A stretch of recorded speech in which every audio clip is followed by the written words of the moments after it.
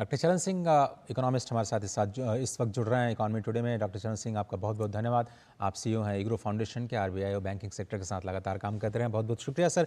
कल शक्तिकांत दास साहब ने बैंकिंग रेगुलेशन, जो टेक्नोलॉजी है उसकी चैलेंजेस, साथ ही साथ जो सेंट्रल बैंक की जिम्मेदारियाँ हैं उसको लेकर के काफ़ी बड़ी बातें कही। आप इंडियन जो बैंकिंग सिस्टम है उसके रेगुलेशन को लेकर के भारत की स्थिति को कैसे देखते हैं? शुरुआत यहीं से करते हैं सर, उसके बाद फिर उन चैलेंजेस की चर्चा करेंगे। आपको पता है कि मैं खुद रिजर्व बैंक में 25 साल रहा हूं और उसके बाद आईएमएफ में रहा हूं।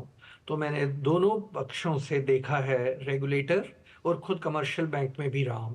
तो as a commercial bank, as a regulator and as a super regulator IMF सबको देखा है।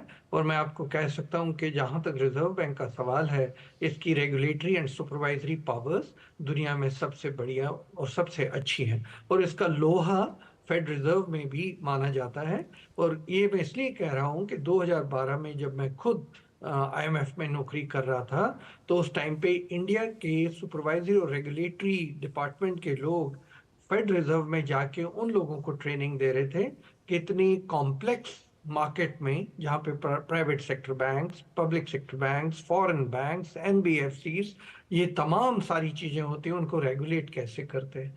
तो रिजर्व बैंक ऑफ इंडिया का ये तजुर्बा, जो रेगुलेशन में पूरी दुनिया जिसका लोहा मानती है, वो है। और इस बार जो कल उन्होंने अपनी स्पीच दी, उसमें ये चीज को उन्होंने काफी अच्छी तरीके से, उल्लेखनीय तरीके से पूरा बयान किया। जब उन्होंने कहा कि जब दुनिया में ग्लोबल फाइनेंशियल क्राइसिस के दौरान डेरिवेटिव मार्केट एकदम गंभीर थी और पूरी दुनिया को 2008 में उसने गहराई में डाल दिया था, रिजर्व बैंक में वैसा नहीं हुआ था। उनकी रेगुलेटरी सुपरवाइजरी पावर्स बड़ी स्ट्रांग थी। उसके बाद उन्होंने कोविड की बात कही। कोविड के दौरान जब फिस्कल स्टिमुलस सारी दुनिया में दिया जा रहा था, रिजर्व बैंक में मॉनेटरी पॉलिसी बड़ी स्टेबल चल रही थी और बड़े कैलिब्रेटेड तरीके से वो आगे बढ़ रहे थे। तीसरा उदाहरण उन्होंने दिया जब उन्होंने कहा रशिया यूक्रेन वॉर के बाद फिर जब पूरी दुनिया में इंटरेस्ट रेट्स बड़ी तेजी से बढ़े और स्ट्रांग मॉनेटरी पॉलिसी परस्यू की गई, उस टाइम भी रिजर्व बैंक काफी अच्छे तरीके से कंडक्ट कर रहा था। तो मुझे लग रहा है कि जो रिजर्व बैंक ऑफ इंडिया की रेगुलेटरी सुपरवाइजरी स्ट्रेंथ है, उसको कल अपनी स्पीच में, और क्योंकि उनके सामने इंटरनेशनल ऑडियंस थी, बीआईएस के लोग बैठे हुए थे, जी। बुंदेस बैंक के सब आए हुए थे, फॉरेन से बहुत डेलीगेट्स आए हुए थे, डिप्टी गवर्नर्स वगैरह, उनके सामने जो इन्होंने ये स्पीच दी, बहुत अहम स्पीच थी और बड़ी टाइमली स्पीच थी। चरण सिंह साहब, आप थोड़ा सा बात करते हैं ग्लोबल जो जीडीपी का जो डेट पोर्शन है, पब्लिक डेट, उस पर उन्होंने काफ़ी बड़ी चिंता जताई। आईएमएफ जिसमें आप खुद काम कर चुके हैं, वो कह रहे हैं कि 2030 तक जो पब्लिक डेट है वो वर्ल्ड जीडीपी के 100% तक पहुंच सकता है। अभी ये 83% के स्तर पर है। कितनी बड़ी मुश्किल है पूरी दुनिया के लिए, और भारत के संदर्भ में आप इस पब्लिक डेट की सिचुएशन को कैसे देखते हैं? मुझे इस बात पे बात करते हुए प्रसन्नता भी हो रही है और दुख भी हो रहा है। देखिए, हम जब लोग रिजर्व बैंक में थे और हम लोग अपनी नीतियां बना रहे थे, खास करके 91 से 2009 तक, तो उस टाइम हम लेके आए थे fiscal responsibility budget management act लेके आए थे, जहां पर हमें कहा जाता था वर्ल्ड बैंक आईएमएफ से कि maastricht ट्रीटी के नीचे, तो यूरो की जो ट्रीटी है, जी। 60% से ऊपर आपका डेट टू जीडीपी रेशियो नहीं होना चाहिए। हम उनको बहुत बताते थे कि हम इमर्जिंग मार्केट हैं, कंट्री में हमें इंफ्रास्ट्रक्चर लगाना है, कोई सुनता नहीं था हमारी, और हमें रेटिंग एजेंसीज तक जी। एकदम डब कर देती थी कि हमारी फिस्कल फिस्कल पॉलिसीज बड़ी इररिस्पॉन्सिबल है। अभी देखिए, जब हम उनको कहते थे कि हमारी जरूरतें हैं, हम अच्छे काम के लिए लगा रहे हैं, कोई हमारी सुनता नहीं था। आज ये हालात हो गए हैं कि 60%, 60% डेट टू जीडीपी रेशियो का कहाँ दुनिया में कोई बयान कर कोई रहा है। बात ही नहीं हो रही। जी। अमेरिका और वेस्टर्न वर्ल्ड की कंट्रीज, जैसे गवर्नर ने कहा, 93% डेट टू जीडीपी रेशियो चल रही है और अगले कुछ वर्षों में 100% डेट टू जीडीपी रेशियो चली जाएगी। और इसके मूल प्रॉब्लम ये आएगी कि इंटरेस्ट पेमेंट्स का बहुत ज्यादा बजट पे फर्क पड़ेगा। और सिर्फ एडवांस कंट्रीज तो चलो, क्योंकि अमीर देश हैं, ये अपने आप को थोड़ा संभाल पाएंगे। एलआईसी जो लो इनकम कंट्रीज हैं और इमर्जिंग कंट्रीज हैं, उनके लिए इतना high debt to GDP ratio बहुत मुश्किल हो जाता है। इसकी एक और बड़ी प्रॉब्लम आ जाती है, दुनिया में कौन लोन देगा? सभी गंभीरता से गुजर जी। रहे हैं, किसी के पास फिस्कल स्पेस नहीं है, इंटरनेशनल लोन की गुंजाइश नहीं है। तो गवर्नर ने अपनी स्पीच में बहुत अच्छा कहा कि अभी प्रेशर क्या आ रहा है। अभी प्रेशर यह आएगा कि सेंट्रल बैंक को कहा जाएगा कि अभी आप सरकार का लोन देना शुरू करो, सरकार को लोन देना शुरू करो। हम्म। और आपको पता ही है कि जब सरकार को लोन सेंट्रल बैंक देगा, मनी सप्लाई बढ़ेगी, फिर इन्फ्लेशन पे फर्क पड़ेगा।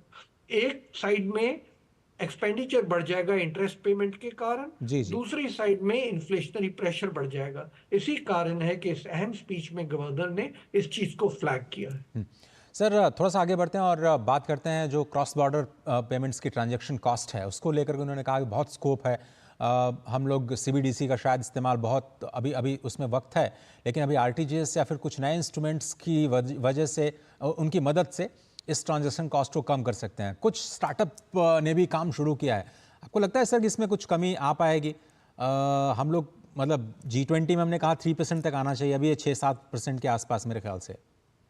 देखिए, सबसे बड़ी बात है कि इंडिया और इंडियंस को इस टाइम पे बहुत प्राउड फील करना चाहिए। हम लोगों ने आरटीजीएस बनाया हमारे देश में, उसको हम लोग अच्छे तरीके उसको प्रैक्टिस कर रहे हैं। हर कोई मेरे ख्याल आरटीजीएस पे ऑपरेट भी कर रहा है। अभी इसमें बिजनेस अपॉर्चुनिटीज बहुत ज्यादा हैं। और आप देखिए, उन्होंने अपनी स्पीच में भी कहा कि क्रॉस बॉर्डर पेमेंट्स जो हैं 2027 तक यूएस डॉलर 250 ट्रिलियन हो जाएंगी। और B2C बिजनेस टू कंज्यूमर का जो ई कॉमर्स का प्लेटफॉर्म है वो 6 गुना बढ़ जाएगा। 2022 में 889 बिलियन था और जी। 2030 में 5.6 ट्रिलियन हो जाएगा। ह्यूज कॉमर्स का इसमें पोटेंशियल है।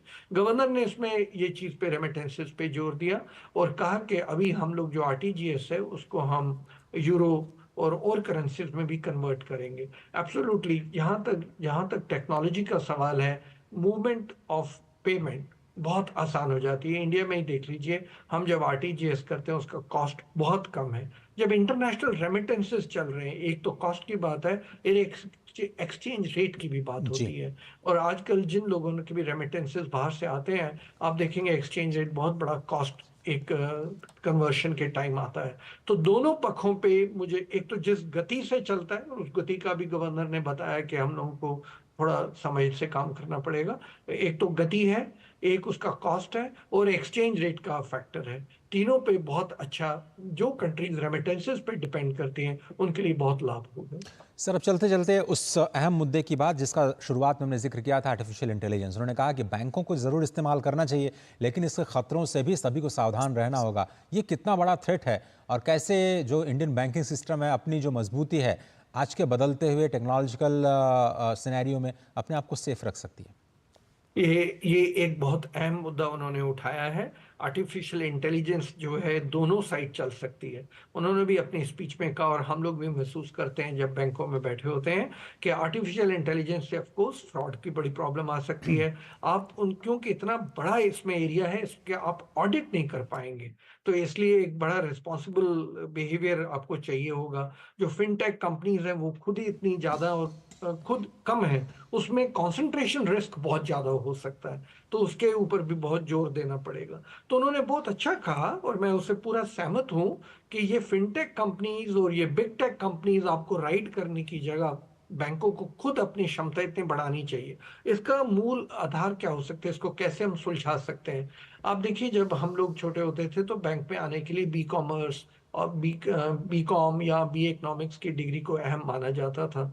अब मुझे लगता है जिस तरीके टेक्नोलॉजी ने बैंकिंग को टेक ओवर कर लिया है, तो बैंकिंग की रिक्रूटमेंट में हमें टेक सेवी यंग अफसर्स लेने बहुत जरूरी होंगे। इसके अलावा हमें बैंक के अंदर ही एक डिपार्टमेंट जिसमें हम टेक्नोलॉजी के ऊपर पूरा जोर देंगे। और ये इन्होंने अपनी स्पीच में भी कहा कि जहां हम लोग कोशिश कर रहे हैं, सीबीडीसी बना रहे हैं बैंक से पूरी सहयोग के साथ सैंड बॉक्सेस बना रहे हैं, उसी तरीके हमें टेक्नोलॉजी इतनी बैंक के अंदर ही सराउंड करनी पड़ेगी ताकि हम किसी तरीके ब्लैकमेल ना हो पाए और बाकी की जो फिनटेक कंपनीज बाहर हैं वो हमें राइड ना कर पाए।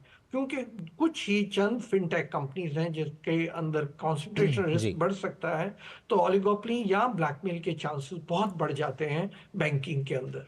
और क्योंकि ऑडिट करना बहुत मुश्किल है, बड़ा ओपेक सिस्टम है इसके अंदर, तो ऑडिट करना बहुत मुश्किल है बैंकों के लिए। बाद में संभालना सिचुएशन गंभीर हो सकती है। एक और बात है जो बहुत जरूरी है, जो इन्होंने भी अपने कहा, फिनटेक कंपनीज हैं, एनबीएफसीज हैं, इनका नाता बहुत है। और एनबीएफसी से जब बैंकिंग इंडस्ट्री जुड़ जाती है, फाइनेंशियल सेक्टर जुड़ जाता है, पूरी फाइनेंशियल स्टेबिलिटी को जोखिम आ सकती है। तो इसका तरीका यही है कि बैंकों को अपनी क्षमता बढ़ानी पड़ेगी, बैंकिंग फर्म्स, बैंकों के अंदर ही टेक्नोलॉजी के डिपार्टमेंट्स बनाने पड़ेंगे जो ये सारा कुछ खुद प्रोवाइड कर सकें। एआई और एमएल की यूज हम लोग डिसाइड करें और किस तरीके करें। लास्ट पॉइंट जो जी, इसमें जी। मैं कहना चाहूंगा कि जैसे हम लोगों ने डेरिवेटिव मार्केट में बहुत सोच समझकर कदम उठाया था, दुनिया पूरी में जोखिम आया। 2008 का जो स्टोरी आपको पता है, सब प्राइम क्राइसिस की पता जी, है, जी। इंडिया में नहीं हुई थी क्योंकि हम लोग बहुत संभल के चल रहे थे।